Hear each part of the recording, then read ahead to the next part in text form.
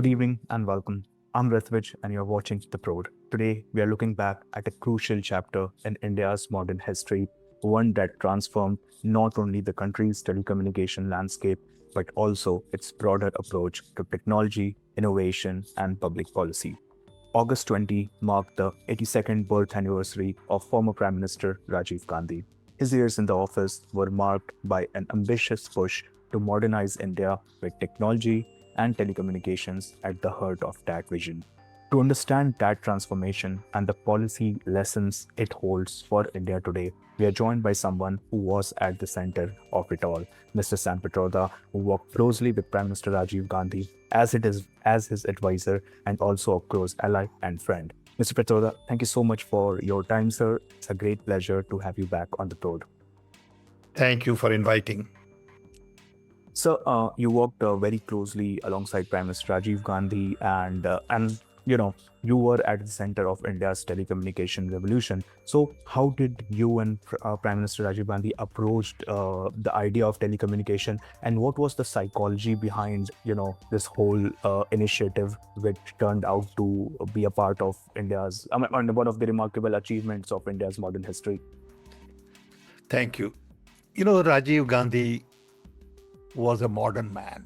He was a young man who had been a pilot, so he understood electronics, controls, systems, discipline, and he was committed to technology as an entry to bring about generational change. He wanted India to be in 21st century with a lot more confidence, pride, and trained talent. So to me, he was a great hope. And as a result, when I met him, I was convinced that it is time for me to go back to India and work with him on his dream to modernize India. Mine was a one piece, not the only piece.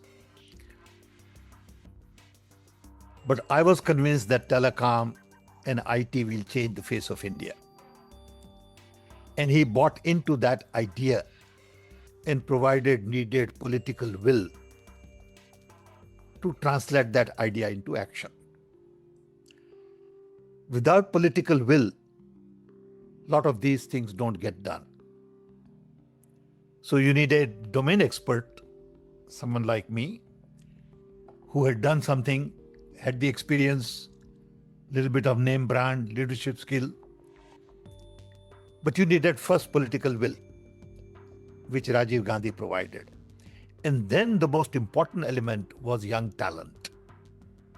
India had a lot of good young talent, which needed to be guided, supported, encouraged, protected.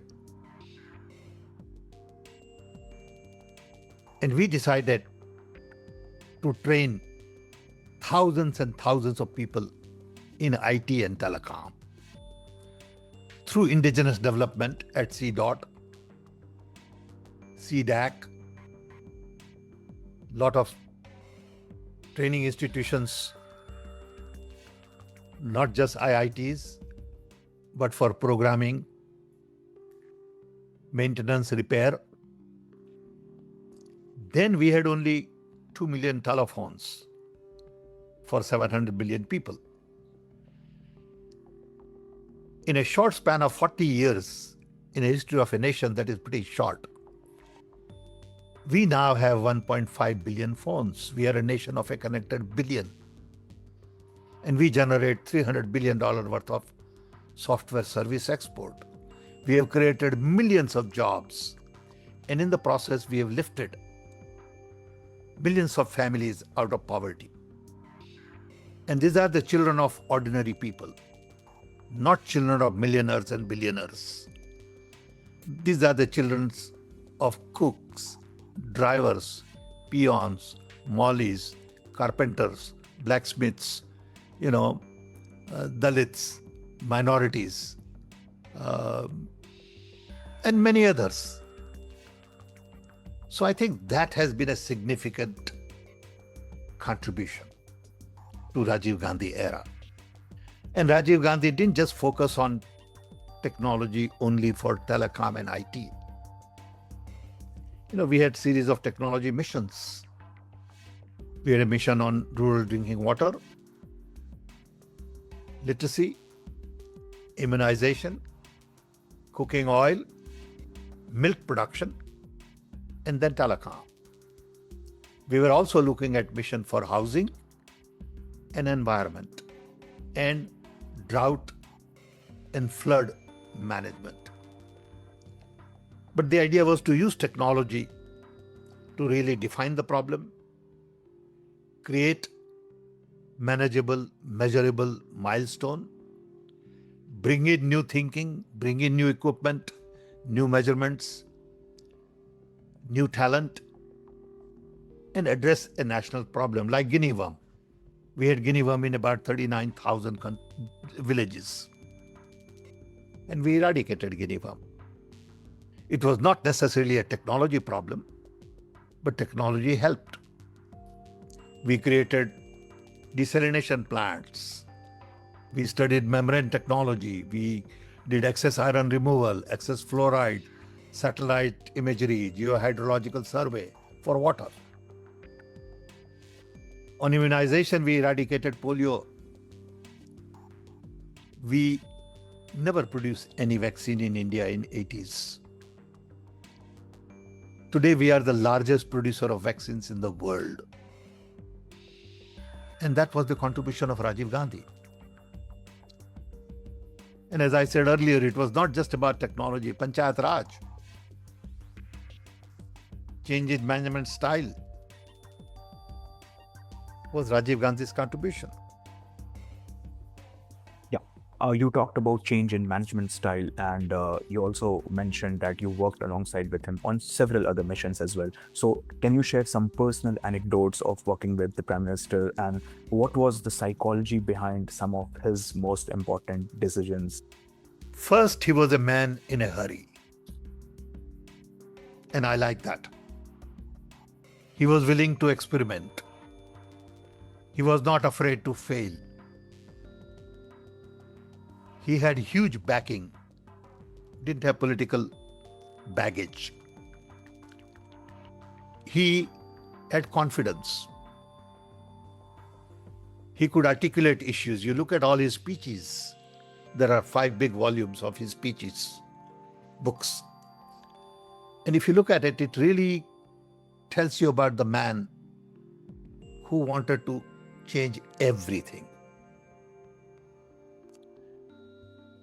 I'll give you 1 or 2 simple examples. Once, I got a call from Sarla Grewal, Prime Minister's private secretary, saying, "Mr. Pitroda, come right away." I said, "What happened?" She said, "Well, we had a meeting and Prime Minister really got very upset and he has fired 2 senior IAS officers." He said, "This has never happened. That in a meeting, Prime Minister just said, 'You guys are no good, fired. Please do something.'" So I went there. I met with her. And it turned out that there were 2 very decent, qualified, nice secretaries. One was Secretary Agriculture, another was Secretary Water. And Rajiv was very upset at both of them because they did not make a right kind of presentation to him. They had not thought about the problem well. They couldn't articulate a roadmap to success. And Sarla Grewal said, "Please do something. He has given me 48 hours. So I said, "Okay, I'll try." So I went and met both of these secretaries. And then met with these secretaries' teams and all, and we put together a new PowerPoint presentation. Not PowerPoint. In those days, it was, transparencies.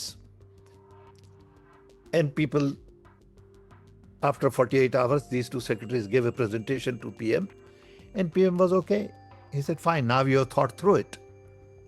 And I understand what you're telling me now. You can continue. So he really gave a little shock to the system. What was the issue? In the water presentation, they had hired an ad agency to make a presentation, which was more of a PR exercise and no substance. So when I met with the secretary and his team, I started asking questions like, how much water dog drinks? Nobody knew. How much water cat drinks? Donkey drinks, camel drinks, cow drinks, buffalo drinks. I said, if you don't know these answers, how can you plan for water? How much water you need for cooking? How much for bathing? How much for drinking? How much for washing? Nobody knew.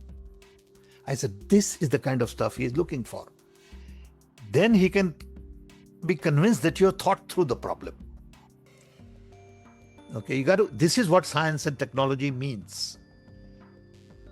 This is the scientific approach to looking at the problem. Okay. Then you say, what is the water source? What kind of water are we getting? Excess iron. How do we remove it? Excess fluoride. How do we remove it? What is the water disease? Guinea worm. What do we do with it? So technology comes in really understanding the problem, solving the problem, defining the problem, and finding solutions. And he did that in everything. On immunization, for example, we said we are the country with the largest number of polio patients in the world. And we don't make polio vaccine. It don't make sense.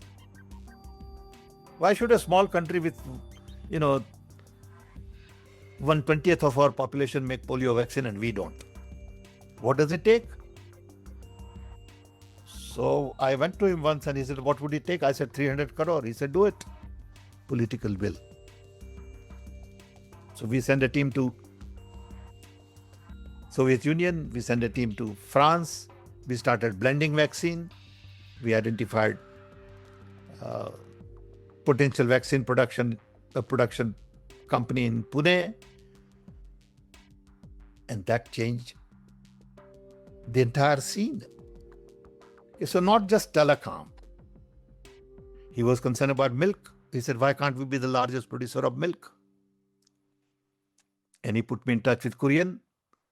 Kurian and I worked on a plan. And we are now the largest producer of milk in the world. We were importing $1 billion worth of edible oil. And we said, we should grow our own sunflower seed, soybean, mustard, rapeseeds and others, so we can create our own base for cooking oil. So he looked at things very differently. But he also looked at Panchayat Raj. Don't forget that. It was a very important piece of the puzzle to decentralize everything. And I think in the process we have lost track of decentralization. And we have paid a very heavy price in dropping decentralization. If I had an option today, I would decentralize everything to district level. Everything. Look at the state of our schools today. With these young kids, Generation Z has brought into focus.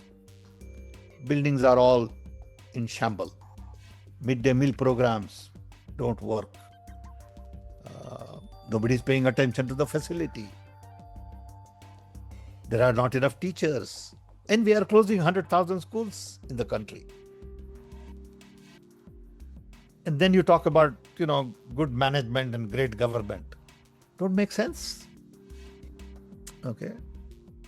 So I think Rajiv paid attention to literacy because he believed that literacy is critical. Then we were maybe 32% literacy. Now we are almost 85%, which is as good as 100%. Okay. We haven't solved all the problems. We have a lot of work ahead of us. But Rajiv Gandhi planted the right seeds. And his loss has been a big, big loss to the nation. He only had 5 years. If he had 15 years, he would have transformed the country. You know, Yeah. Coming back to your argument about decentralization and coming back to the technology question again. So, what were the key policy decisions and institutional reforms that made India's telecom and computerization revolution possible? And what did it take to move from a closed state monopoly system towards modern digital infrastructure? And how did you solve the resistance problem that might have occurred during that stage? thank you. Thank you very much. Very good question. I think we lost track of that question. Thanks for bringing us back on track.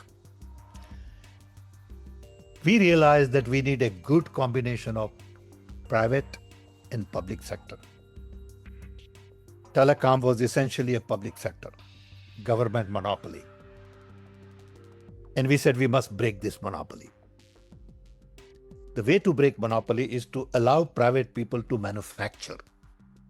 Because manufacturing was a challenge. We did not make even our own telephone handset. We didn't make our own switching systems. So we said, let's privatize manufacturing. Then when the right time came, we said, let's privatize mobile phone. But still keep the policy framework intact. So telephone companies for a while should be managed by government. Every state has their own telephone company. If we give them a lot of equipment manufactured by private, they will install. And in the process, we said we should install STD PCOs and other systems that people had never thought of before. Okay. We also said we're going to change the structure of telecom to make it more of a commission from a department of telecom, because commission has a lot more freedom and flexibility. It'll have a little board on top of it. Then some of the institutions have to be independent. CDOT was totally independent. CDAC was totally independent. Government funded, but autonomous. We made sure that all our vice chancellors had the freedom and flexibility to decide whatever they thought was the right. We created working boards for IITs, IIMs with independent people and made sure that they are respected, supported, backed, and not asked to interfere.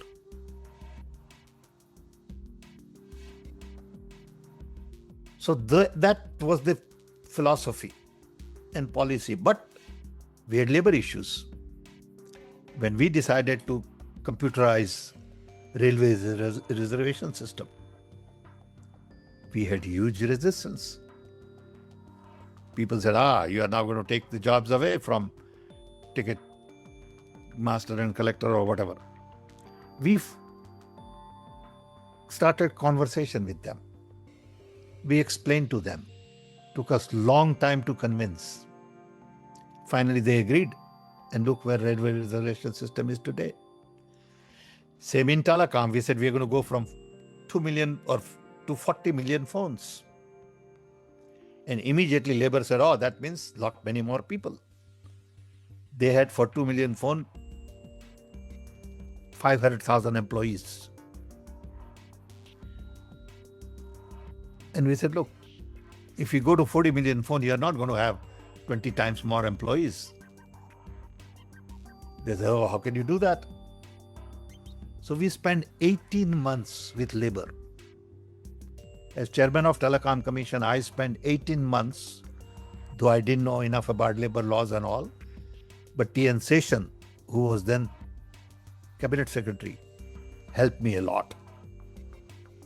We spoke to the labor leaders. There were 27 unions within telecom. One union leader used to carry gun to work. I mean, they were, strange people. Okay. Good people. but they were afraid of their base and their jobs. When we explained to them, they understood it. They supported it. We said, look, we'll give you promotion after 16 years, but we won't add number of people. Okay? Because the new technology doesn't require that kind of people. So I think it was more through communication, collaboration, cooperation. And that's what democracy is all about. It was not dictatorial. It was not top-down approach with a stick and authoritarian mindset.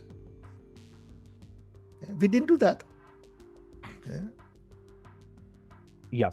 So for a government starting this journey today, what institutions, regulatory frameworks, and funding mechanisms are needed to build genuine digital and technological capability rather than becoming dependent on imported systems? So if a country is planning to digitalize its own infrastructure without relying much on foreign players, what are some of the lessons that can be drawn from India's telecom and digital? I think we have done extremely well in building digital infrastructure. One, during Rajiv Gandhi's time, we set up NIC, National Informatics Center, to really provide e-governance. Earlier, it was satellite connected, linked with every district, and very small little data for government functioning. Now it has become not just G2G, but it has become G2B, government to business and government to consumer. So now you can do all your government interface on e-governance. You can get your birth certificate, you can get your mark sheet, you can, pay bills. All that has been done. That infrastructure has been set up. One by NIC for the government, and two by telecom, by connecting all panchayats to broadband, all universities, libraries, research institutes to broadband, and telecom operators providing smartphones to millions and millions of people, creating their own fiber optics network also. So we have huge network capacity. We have access through smartphones, and we have backend for payment, e-governance, reservations of railways, airlines, all that. I think that's done. Now the key is, what do we do with AI? That's a bigger challenge. Because a lot of this stuff we have, in a sense, is obsolete, especially in e-governance, because it was built over a period of time. Then tools were not available. Now, if you have to think through it, you would say, how do I build e-governance with new technology and tools based on AI? What would it look like? It's a huge challenge. No one is even asking these questions today. Okay. Yeah. I would like to conclude the discussion by asking, and from your point on AI, we have seen the rise of new technologies like AI, quantum technologies. So what can leaders in both the global south and global north learn from Rajiv Gandhi's approach to technology first, and how those learnings could be applied to new age technologies, governance, like quantum governance, AI governance? So how can the lessons from the history and the rise of new tech could be intermerged and a framework could be reached upon? I think there is one major message and lesson to learn from Rajiv Gandhi era. I had a big meeting with UN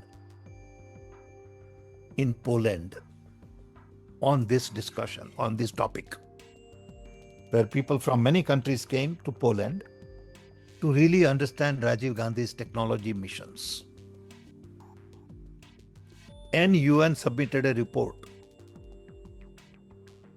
on technology missions. It's a document, I have it.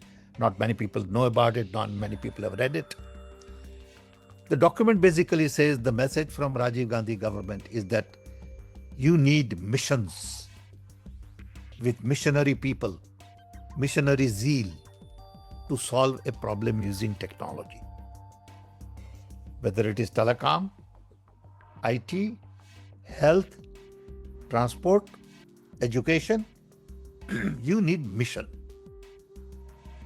Because mission forces you to put together a team of qualified people, leave them intact with well-defined, measurable, tangible milestones,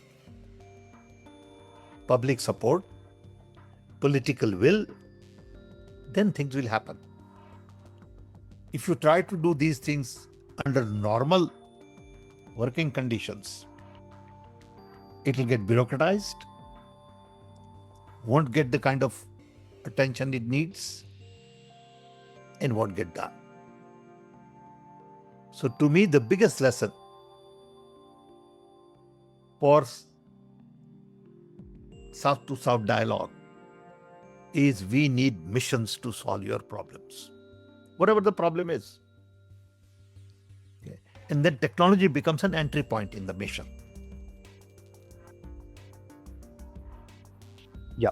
Mr. Pitroda, thank you so much for taking out the time and sharing your perspectives on a pivotal chapter in India's technological journey. And it's been a pleasure having you on the program. There is so much to talk, from space to railways to you name it, to supercomputing. People don't know how much got done in Rajiv Gandhi's era. They just politicize and they just say all kinds of nonsense without understanding. But what do? They are ignorant. You have to just love them. That's all. Okay. Thank you. Appreciate your time, sir. Thank you.